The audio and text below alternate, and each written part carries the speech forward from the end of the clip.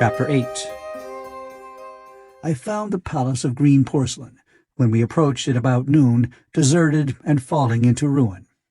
Only ragged vestiges of glass remained in its windows, and great sheets of the green facing had fallen away from the corroded metallic framework. It lay very high upon a turfy down, and looking northeastward before I entered it, I was surprised to see a large estuary, or even creek, where I judged Wandsworth and Battersea must have once been. I thought then, though I never followed up the thought, of what might have happened, or might be happening, to the living things in the sea. The material of the palace proved on examination to be indeed porcelain, and along the face of it I saw an inscription in some unknown character. I thought, rather foolishly, that Weena might help me to interpret this, but I only learned that the bare idea of writing had never entered her head. She always seemed to me, I fancy, more human than she was, perhaps because her affection was so human. Within the big valves of the door, which were open and broken, we found, instead of the customary hall, a long gallery lit by many side windows. At the first glance I was reminded of a museum. The tiled floor was thick with dust, and a remarkable array of miscellaneous objects was shrouded in the same grey covering. Then I perceived, standing strange and gaunt in the centre of the hall, what was clearly the lower part of a huge skeleton. I recognized by the oblique feet that it was some extinct creature after the fashion of the megatherium. The skull and upper bones lay beside it in the thick dust, and in one place, where rainwater had dropped through a leak in the roof, the thing itself had been worn away.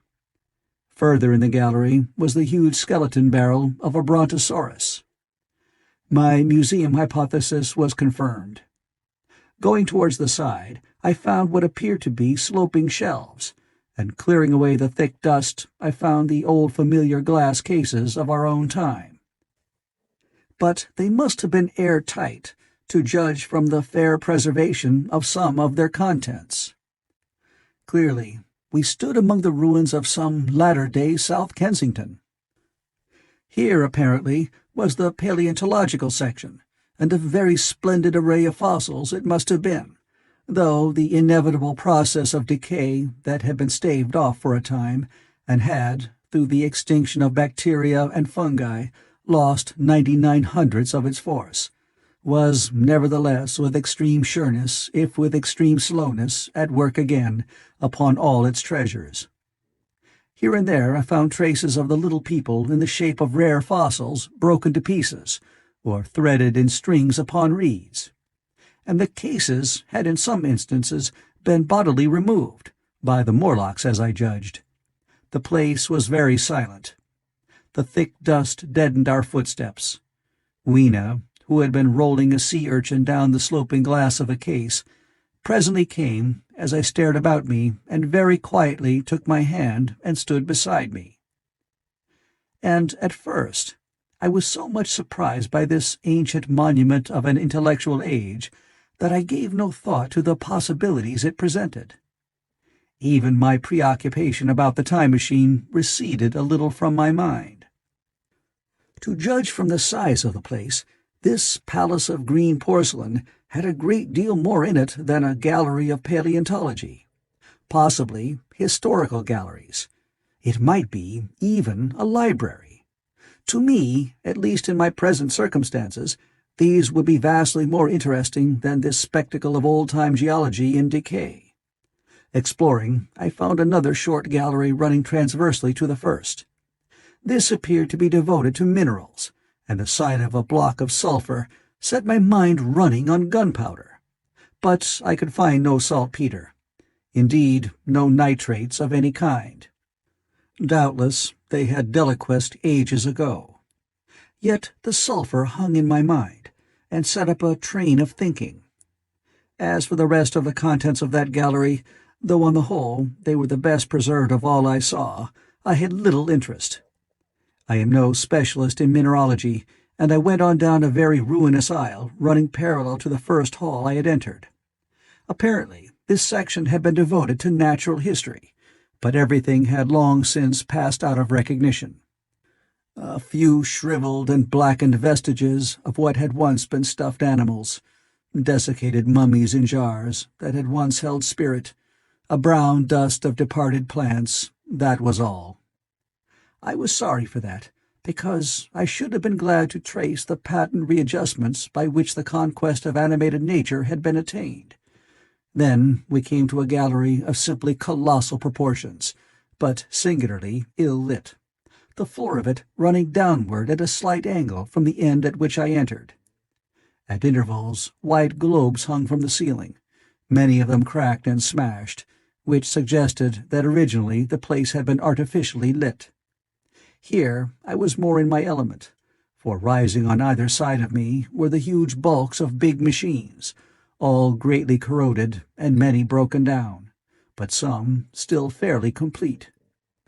You know, I have a certain weakness for mechanism, and I was inclined to linger among these, the more so, as for the most part they had the interest of puzzles, and I could make only the vaguest guesses at what they were for. I fancied that if I could solve their puzzles, I should find myself in possession of powers that might be of use against the Morlocks.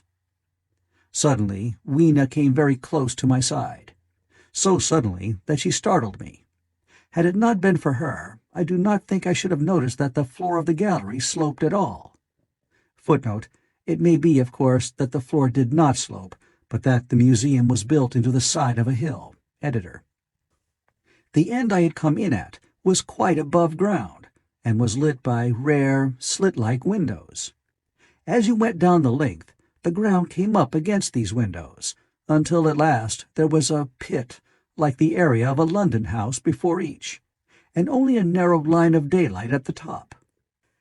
I went slowly along, puzzling about the machines, and had been too intent upon them to notice the gradual diminution of the light, until Weena's increasing apprehensions drew my attention. Then I saw that the gallery ran down at last into a thick darkness. I hesitated, and then, as I looked round me, I saw that the dust was less abundant and its surface less even.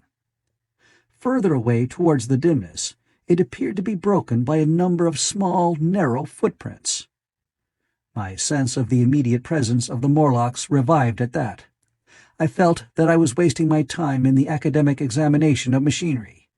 I called to mind that it was already far advanced in the afternoon, and that I had still no weapon, no refuge, and no means of making a fire. And then, down in the remote blackness of the gallery, I heard a peculiar pattering, and the same odd noises I had heard down the well. I took Weena's hand. Then, struck with a sudden idea, I left her and turned to a machine from which projected a lever not unlike those in a signal box. Clambering up the stand and grasping this lever in my hands, I put all my weight upon it sideways. Suddenly Weena, deserted in the central aisle, began to whimper. I had judged the strength of the lever pretty correctly, for it snapped after a minute's strain, and I rejoined her with a mace in my hand, more than sufficient, I judged, for any Morlock skull I might encounter. And I longed very much to kill a Morlock or so. Very inhuman, you may think, to want to go killing one's own descendants. But it was impossible, somehow, to feel any humanity in the things. Only my disinclination to leave Weena, and a persuasion that if I began to slake my thirst for murder, my time machine might suffer, restrained me from going straight down the gallery and killing the brutes I heard. Well, mace in one hand and Weena in the other, I went out of that gallery and into another and still larger one, which, at the first glance, reminded me of a military chapel hung with tattered flags. The brown and charred rags that hung from the sides of it I presently recognized as the decaying vestiges of books. They had long since dropped to pieces, and every semblance of print had left them. But here and there were warped boards and cracked metallic clasps that told the tale well enough. Had I been a literary man, I might, perhaps, have moralized upon the futility of all ambition. But as it was, the thing that struck me with the keenest force was the enormous waste of labor to which this somber wilderness of rotting paper testified. At the time, I will confess that I thought chiefly of the philosophical transactions and my own 17 papers upon physical optics. Then, going up a broad staircase, we came to what may once have been a gallery of technical chemistry, and here I had not a little hope of useful discoveries. Except at one end, where the roof had collapsed, this gallery was well preserved. I went eagerly to every unbroken case, and at last, in one of the really airtight cases, I found a box of matches. Very eagerly I tried them. They were perfectly good. They were not even damp. I turned to Weena. "Dance!" I cried to her in her own tongue, for now I had a weapon indeed against the horrible creatures we feared. And so, in that derelict museum, upon the thick soft carpeting of dust, to Weena's huge delight, I solemnly performed a kind of composite dance, whistling "The Land of the Leal" as cheerfully as I could. In part it was a modest can-can, in part a step dance, in part a skirt dance, so far as my tailcoat permitted, and in part original. For I am naturally inventive, as you know. Now, I still think that for this box of matches to have escaped the wear of time for immemorial years was most strange. As for me, it was a most fortunate thing. Yet, oddly enough, I found a far unlikelier substance, and that was camphor. I found it in a sealed jar, that by chance, I suppose, had been really hermetically sealed. I fancied at first that it was paraffin wax, and smashed the glass accordingly. But the odor of camphor was unmistakable. In the universal decay, this volatile substance had chanced to survive, perhaps through many thousands of centuries.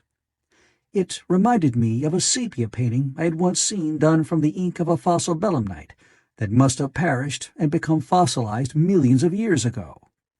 I was about to throw it away, but I remembered that it was inflammable and burned with a good bright flame, was in fact an excellent candle, and I put it in my pocket. I found no explosives, however, nor any means of breaking down the bronze doors. As yet, my iron crowbar was the most helpful thing I had chanced upon. Nevertheless, I left that gallery greatly elated. I cannot tell you all the story of that long afternoon. It would require a great effort of memory to recall my explorations in at all the proper order. I remember a long gallery of rusting stands of arms, and how I hesitated between my crowbar and a hatchet or a sword. I could not carry both, however, and my bar of iron promised best against the bronze gates. There were numbers of guns, pistols, and rifles, and most were masses of rust, but many were of some new metal, and still fairly sound. But any cartridges or powder there may once have been had rotted into dust. One corner I saw was charred and shattered, perhaps, I thought, by an explosion among the specimens. In another place was a vast array of idols, Polynesian, Mexican, Grecian, Phoenician, every country on earth, I should think. And here, yielding to an irresistible impulse, I wrote my name upon the nose of a steatite monster from South America that particularly took my fancy. As the evening drew on, my interest waned. I went through gallery after gallery, dusty, silent, often ruinous, the exhibits sometimes mere heaps of rust and lignite, sometimes fresher. In one place I suddenly found myself near the model of a tin mine, and then, by the merest accident, I discovered, in an airtight case, 2 dynamite cartridges. I shouted, "Eureka!" and smashed the case with joy. Then came a doubt. I hesitated. Then, selecting a little side gallery, I made my essay. I never felt such a disappointment as I did in waiting 5, 10, 15 minutes for an explosion that never came. Of course, the things were dummies, as I might have guessed from their presence. I really believe that, had they not been so, I should have rushed off incontinently and blown Sphinx, bronze doors, and, as it proved, my chances of finding the time machine altogether into non-existence. It was after that, I think, that we came to a little open court within the palace. It was turfed and had 3 fruit trees, so we rested and refreshed ourselves. Toward sunset, I began to consider our position. Night was creeping upon us, and my inaccessible hiding place had still to be found. But that troubled me very little now. I had in my possession a thing that was, perhaps, the best of all defenses against the Morlocks. I had matches. I had the camphor in my pocket, too, if a blaze were needed. It seemed to me that the best thing we could do would be to pass the night in the open, protected by a fire. In the morning there was the getting of the time machine. Towards that, as yet, I had only my iron mace. But now, with my growing knowledge, I felt very differently towards those bronze doors. Up to this, I had refrained from forcing them, largely because of the mystery on the other side. They had never impressed me as being very strong, and I hoped to find my bar of iron not altogether inadequate for the work.